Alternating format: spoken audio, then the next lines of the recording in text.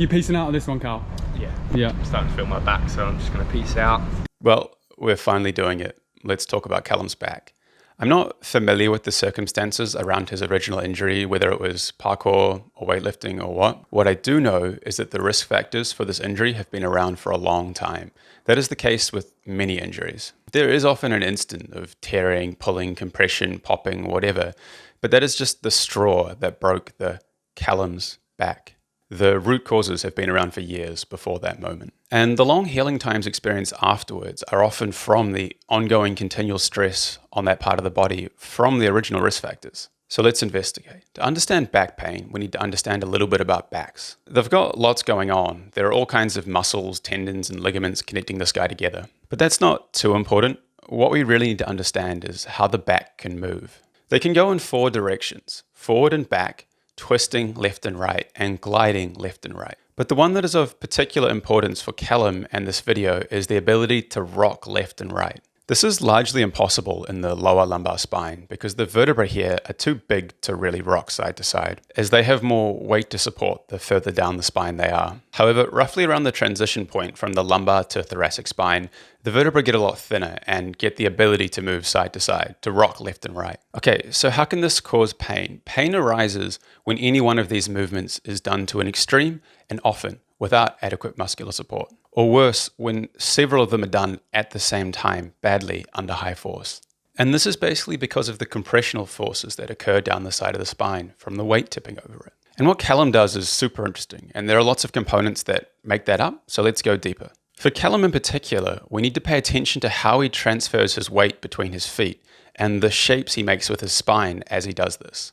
His left foot is uneventful. His spine is straight enough, but he's pivoting over his left hip, tipping the whole structure onto his side, which will be relevant later on. His right foot, however, is where things get interesting. The shape he is making here is not a good shape. I think just looking at this makes a kind of intuitive sense.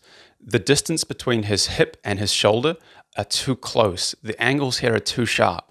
It's an extreme position, and what's really problematic about it is that these 2 points are moving together without adequate support. This is essentially a falling type of movement rather than a pulling or contracting type movement.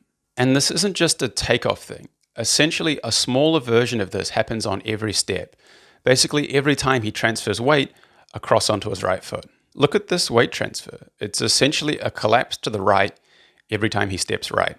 So what should be supporting this position? What muscles are involved in torso and thus spine stabilization? It's really impossible to cover them all, but I'm going to focus on 2 of the biggest and most influential, the latissimus dorsi, the lats, and the erector spinae muscles. Lats are the biggest, broadest muscle on the torso, and their day-to-day job is torso stabilization. Callum uses his left one relatively well, especially when stepping back onto his left foot. He pulls his weight across with his lat, and then holds it well enough while he's on his left foot. However, it doesn't do all that much when he steps onto his right foot. His right lat, on the other hand, doesn't do much on either leg. The left lat gets longer, and this length allows it to have room for its action back to its middle range, while the right side just gets squished. Short muscles don't really have any work to do. There's nothing for them to pull to. If you think about your bicep in this situation, it's already at its end range. How can it have a pulling action here?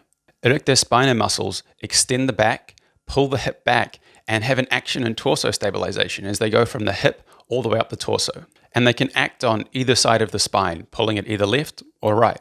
Again, Callum uses his left side well, especially when stepping onto his left leg while on his left leg, and a little bit when going onto his right leg.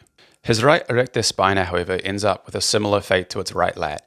It often gets too short to have a good action, and most of its work is being done for it by gravity. And this lack of action results in lack of growth, explaining the discrepancies in the muscle sizes we're seeing here, and further supporting our hypothesis.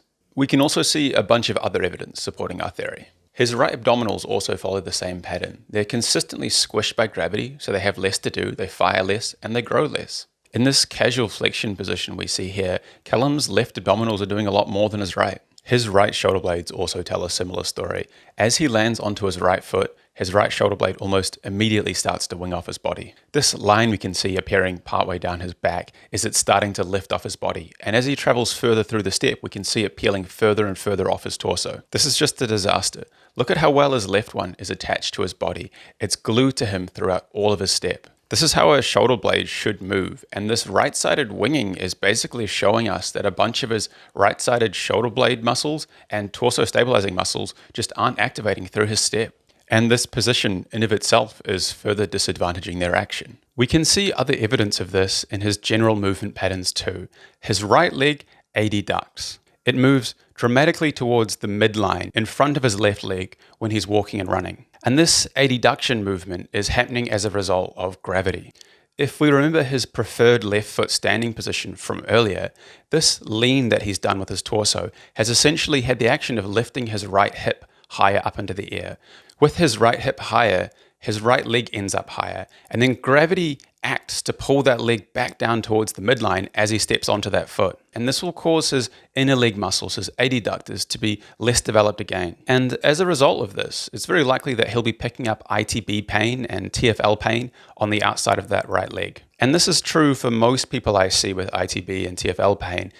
Leg adduction like this, especially when it's being done by gravity, is a recipe for pain. His landings and transitions often show a preference for this right rock movement as well. You can see in a series of vaults, he'll always choose to have the shortening of those 2 points if he can collapse into it, bringing either his right hip up or his shoulder down, meeting into that right rock position. We can also look for other biomechanical evidence, like external balance. When Callum swings his arm, he swings his left arm back straight at the elbow and his right arm back bent.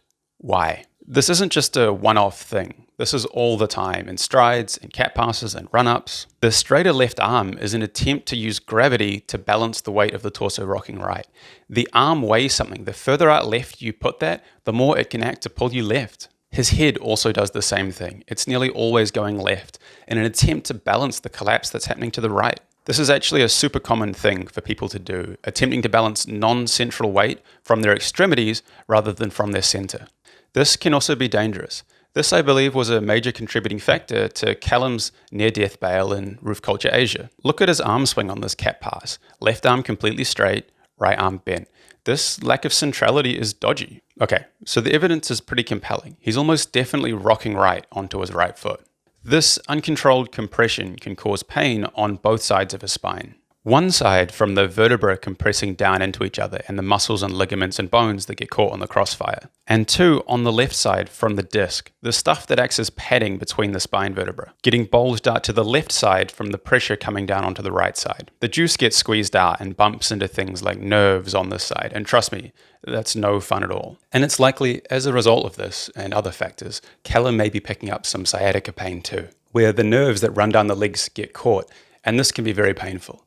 And if I had to guess where Callum's compressional pain is the worst, I'd probably say around L4, L5, right at the bottom of his lumbar spine. There are also several other risk factors for Callum. He's been doing a lot of weight training for a long time, and this has had several effects. Firstly, he's gotten better at jumping further.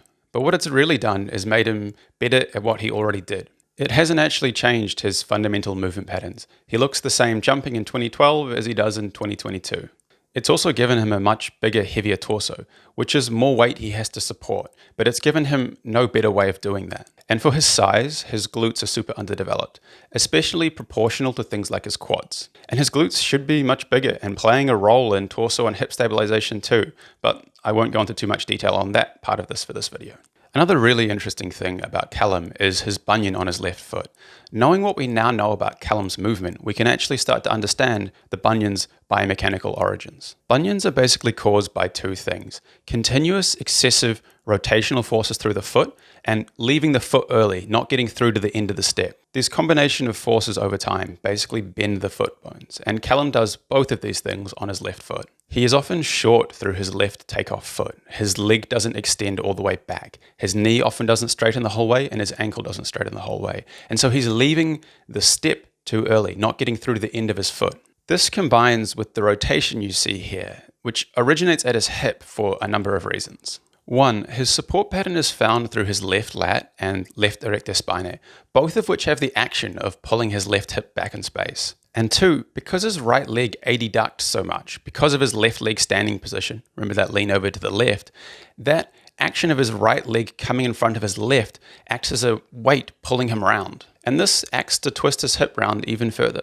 So if Callum can sort out the things causing his back pain, he can also sort out his bunion. And most athletes' problems are like this. They're not separate events, but are connected to the way the whole body and system is balancing itself. So what does jumping and striding and all this look like when done better? The ideal is a central position with even support. Check out this clip I saw on Instagram the other day of Pedro Salgado. I think he's doing a pretty damn good job through these strides. He's neither rocking significantly left nor right through these, and he's maintaining good pulling action on both his left and his right-sided torso muscles. So what would I tell Callum if he came to see me as a client? I'd start with his 2-foot standing pattern.